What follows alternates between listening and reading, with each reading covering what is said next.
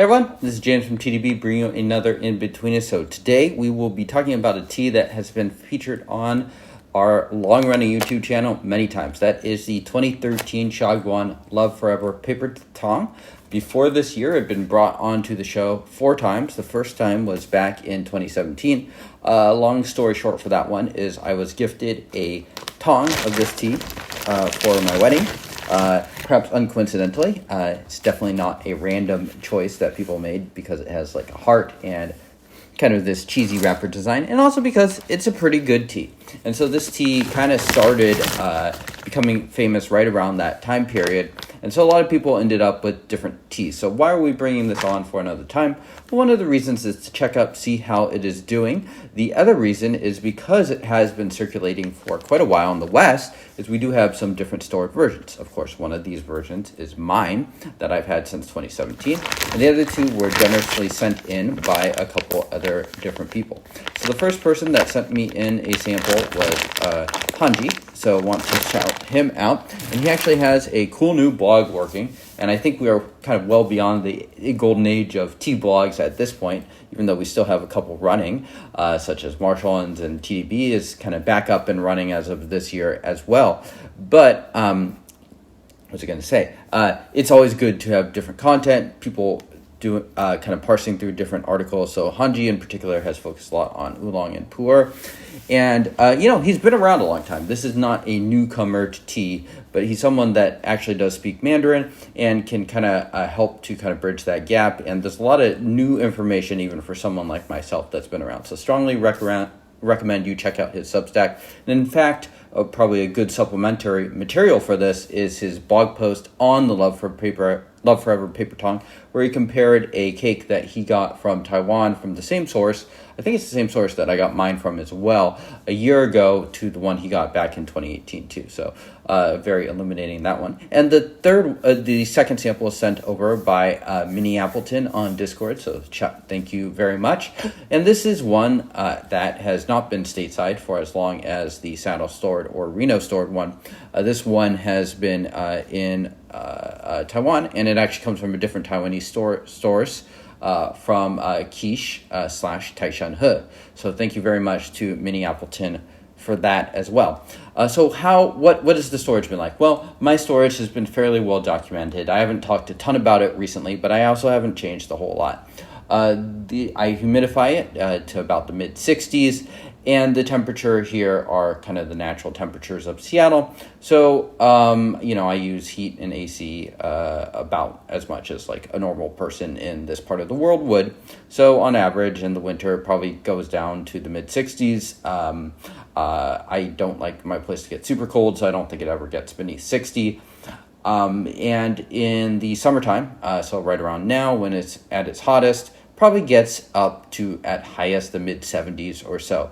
So the main problem is it's just not very hot compared to places where we actually like the storage, and it really kind of improves the tea fairly quickly. Reno storage in comparison, in talking to Hanji, I think is just maybe a few degrees hotter than Seattle if I were to kind of summarize it. His storage methodology, I think it's in general fairly similar to mine, humidified to a certain degree, maybe even a little bit higher than me, up to the high 60s perhaps. I don't know if that makes a huge difference or not. We're going to find out. I mean, that's part of the purpose of this episode. I have also blinded all 3 of these, so we're going to see what they are. I also have not had 2 of them yet, so I've only had my cake, which I've obviously had many, many times, but the other 2 I have not at all. So it's going to be really interesting just to see. So yeah, we have these 3 tins. They are labeled ABC. A is mine, B is Hanji's, and C is minneappleton's. I do not know which is which. So let's get into comparing these 3. This is a strong tea, so we are going to get a little messed up. All right, so here we go. We have these 3 teas all lined up and ready to do. I have given them all a rinse because it's boring to watch me just do that. TDB is slow enough as is.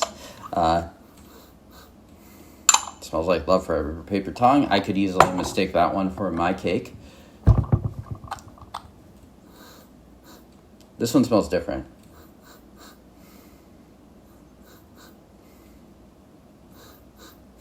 Definitely much woodier. The bright notes are not as prevalent in that.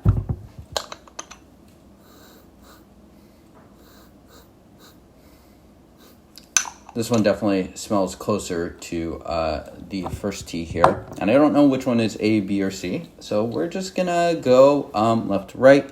Freshly boiled water here. So I do strongly recommend when you are brewing teas to break up the cake significantly. Don't brew one big chunk, especially for a factory tea like this. You're just making your life much, much harder to get even brews. If your goal is to make good tea rather than just have pretty wet leaf or whatever, I mean, it's freaking Xiaguan cake, so it's not even going to be that pretty, then you should definitely break up the cake pretty well. And that allows you to just kind of extract more evenly, and so you're going to get more consistent brews here in and here out. This tea is also kind of notoriously inconsistent, and I suspect a lot of that has to do with just the compression and the way people, I mean, like, frankly, because it's such an accessible tea, a lot of people without like years and years of experience have had this. And so I think it's one where you kind of know what profile to look for. You can kind of brew the tea in such a way to get that. So I found that for me, as I've gotten more experience with this cake, I have stopped getting too inconsistent obsessions. So this is the tea on my left. Here we're going to the middle tea. This one smelled different, so if I really had to guess, I would definitely guess that this tea in the middle is the Xiaguan one. And that's just from the notes. Have not tasted anything yet. Need to get a fancy camera set up like Denny over there. Cheers.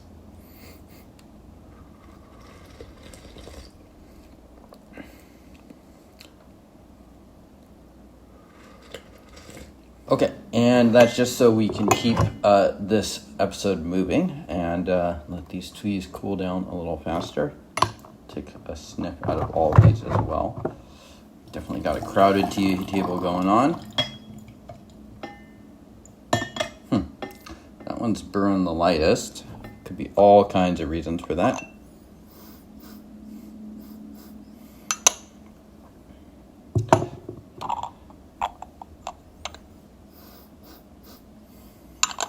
This one is, these two are definitely, the left and the right are the most similar. And in terms of notes, the right one has a little bit of a greener, more resinous nose. From that, you might guess that one could be Seattle. That being said, the one on the left feels a lot more familiar to me. So it'll be interesting to parse those differences. The one in the center is certainly standing out as the furthest along.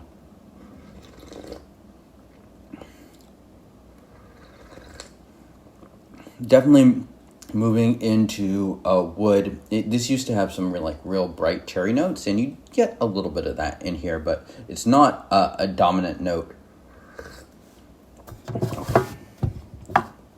Decently thick, somewhat oily. For me, at least, a lot of the aged Malcha cakes, a lot of people talk about them hollowing out. Though Forever Paper Tong, I think, is relatively decent about that. Not that it's totally immune from it.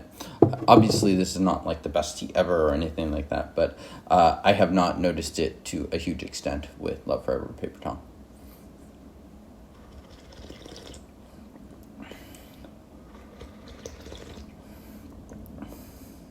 It's nice, but that bright note is really, really completely gone here, which is where I suspect that it will all end up anyways. I mean, if you like brighter notes, drink your pu'erh earlier, or just do something like drink oolong.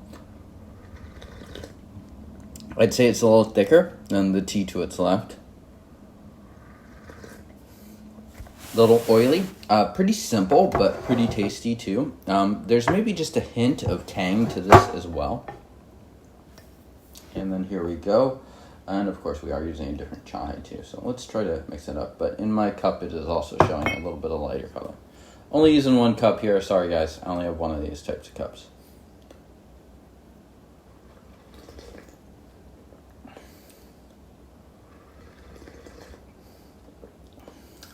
Wow, that is way greener than...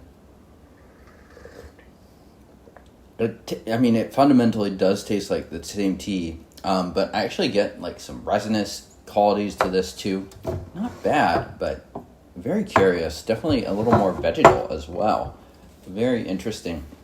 I would, you would think that the Seattle one it would be the greenest of these, but these notes are a little unfamiliar to me. So let's just see where this goes, because I would lean towards right now perhaps this being the Reno one, but that's more because I don't know it.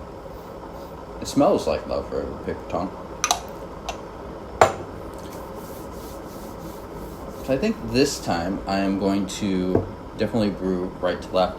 One thing that is nice about this tea, even when it was quite rough, if you look at our original episode in 215 back in 2017, the tea was very uneven in that session. At times it was too weak, at times it was much too strong, but the astringency and the bitterness would always convert and just have a nice coating of the mouth. And that's one reason why I think this tea is reasonably solid and sturdy, is how those strong aspects do convert.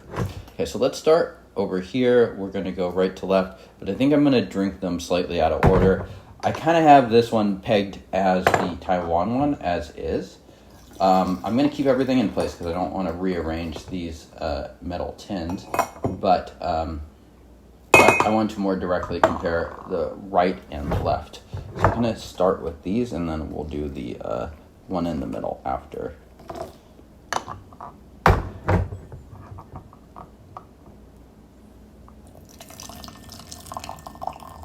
So I think part of it is this chahai is just, the staining and all those things presents a little different. So in this one, it is looking a little lighter here too.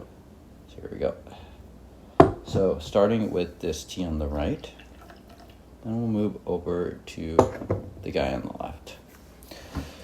And in the meantime, we will make this guy in the middle.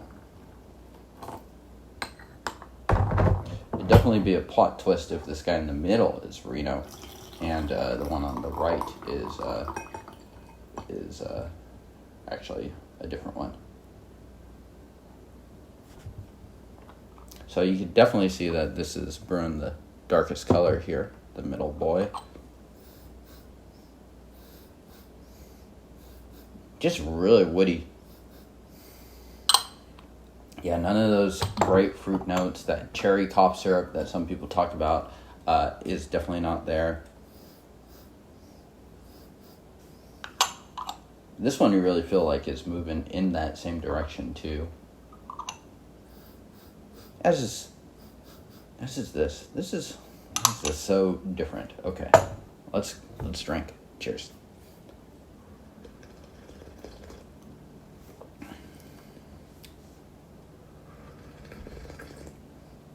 The mouthfeel for all of these is really similar.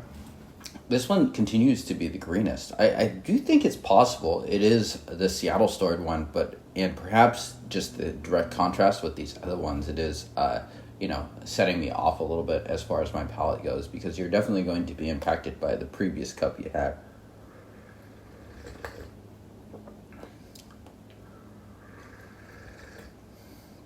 But right now, I would definitely guess that this one on the left feels by far the most familiar to me as the Seattle one. So we're going to go directly over to that.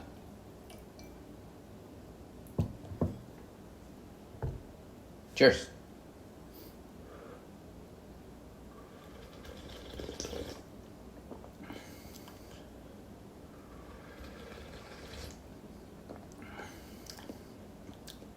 I would say right now I prefer the tea on the left to the tea on the right. Also, another potential mitigating factor is you're feeding from different parts of the Bing too, and so it's very unlikely that you're going to be grabbing the exact same chunks on each tea cake. This one really remembers Love Forever Paper Tong the most. I think this one still has that kind of cherry cough syrup thing going on that people talk about.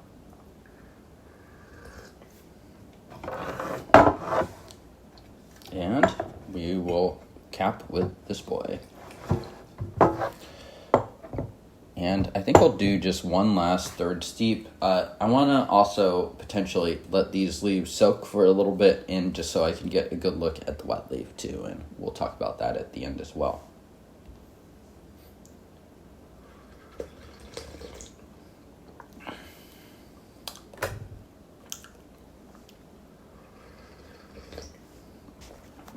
very woody, but also like a touch sour. This one tastes the most kind of Xiaguan-like to me. It kind of has this like pine wood category to it too. Very interesting.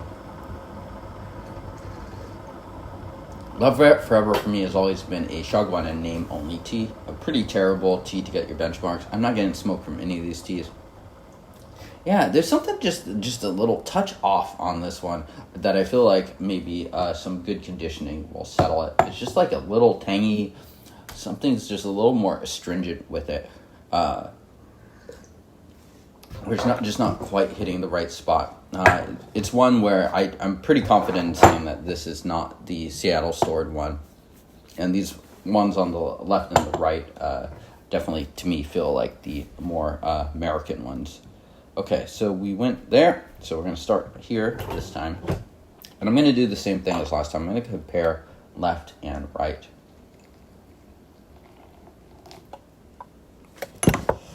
But I do actually want to see what this one looks like. Nice color there.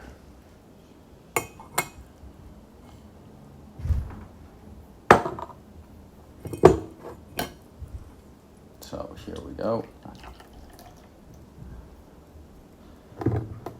Make sure this water is nice and boiling. And yeah, we're just using quick steeps here, which is probably how I would do it. Using 4.5 grams for 75 milliliters. It's a little underleaf, but that's partly because I am doing 3 of these. So, definitely time to get a little sweaty. And we'll toss Taiwan and this, toss the middle one into this guy. Yeah, so this chai is definitely just presenting a little lighter. Probably tea staining and whatnot. So please do hit that subscribe button if you want to see more episodes sort of like this. I can't help but going into kind of the nerdier aspects of these teas. I think my videos would probably not do very well on YouTube Shorts. I just kind of need this longer format in order to sort of fully parse these. I suppose you could just cut stuff really, really tightly or whatever. But yeah, cheers.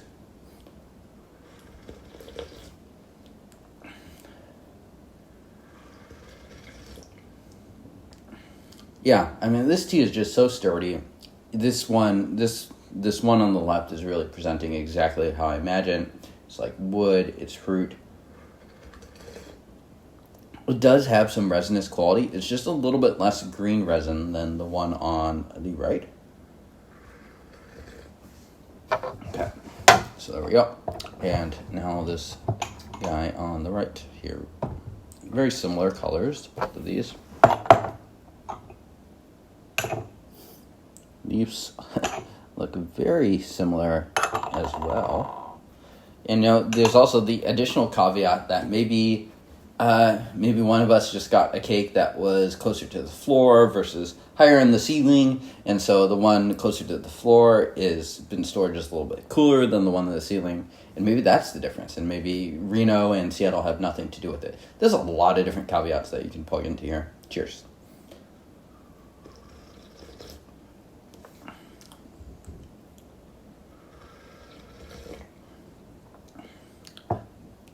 Yeah, it's just a bit greener. Very interesting. Yeah, it's just a little sharper, a little greener.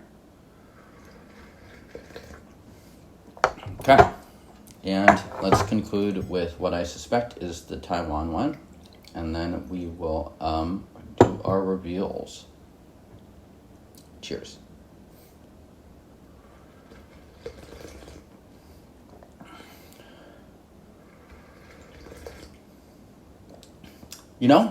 This is interestingly gravitating a little bit more towards the other teas at this point. It is still predominantly woody, but those fruitier aspects are starting to come out. I'd say it's not really kind of cherries or anything like that as bright as that, more in like kind of your Asian fruit, like your lychee realm. But it has that sweetness that's coming out, which was not happening earlier, and that sort of like slightly acrid note that I was talking about from the earlier steeps is not there as well. So it makes me think that maybe it just, I think this tea will probably just improve from hanging out in U.S. humidified storage for a little bit. Okay, so let's take a look. Let's reveal this one first. Wow. Okay, so this one was Reno. The middle one was Reno. Very interesting. No, C. Oh, that's my fault. No, I was right. Okay, C is the Taiwan one. I've had too much love forever paper Tong. So I was correct. Yes, this is the Taiwan stored one from Minneappleton. So thank you. I think this is solid tea. I think actually that last note makes me think that it's going to get a little bit better as it just kind of conditions to a little bit of the drier conditions. B on the right was Reno, which was kind of what I was thinking as far as that goes. So very interesting too. And A is Seattle. So very curious. I think talking about preferences and whatnot, a lot of it has to do with your expectations. So I think it's a little unfair to peg a storage that's sort of similar to mine to my storage too, because I think I'm naturally going to be like, oh, well, of course, this is what Love Forever Paper Tong is supposed to taste like. I've had it like almost 100 times like that. When the reality is that like Hanji could probably be saying the exact same thing. These two are very close. I think I prefer mine just by a little bit. This one just has a little bit of a greener aspect to it, which is really interesting and not at all what I expected. So I am going to do just hit these guys with some water. Not going to be drinking this as I am sweaty enough as is. I just want these to soak for a little bit, and then we will take a look at the wet leaf. Something that I should really do way more. Okay, so we are looking at the wet leaf here. So over here, this is the Seattle stored one. It looks fairly green. Over here we have Taiwan. Up here at the bottom for you all. Honestly, it's a little hard to parse out the differences. And over here we have the Reno stored one. So, yeah, I don't know that there's a ton of takeaways from looking at the wet leaf here. They all look somewhat similar, especially because it's all the same cake. So we're really looking for color differences. Perhaps the Seattle one looks a little greener, but other than that, I think pretty similar all around. Oh yeah, one last note is just that it's interesting that these teas are starting to converge as you brew them out a bit, and perhaps a bit what you would expect to. You can definitely start to tell that they're the same tea. The Taiwan in particular one stands out a lot when you do not on those first initial infusions. So it's interesting how they start to converge. In fact, it was almost a tea where I was very unfamiliar with until I brewed it just enough that you could sort of see the Love Forever Paper Tong kind of coming out. So thank you everyone for tuning in. We'll see y'all next time.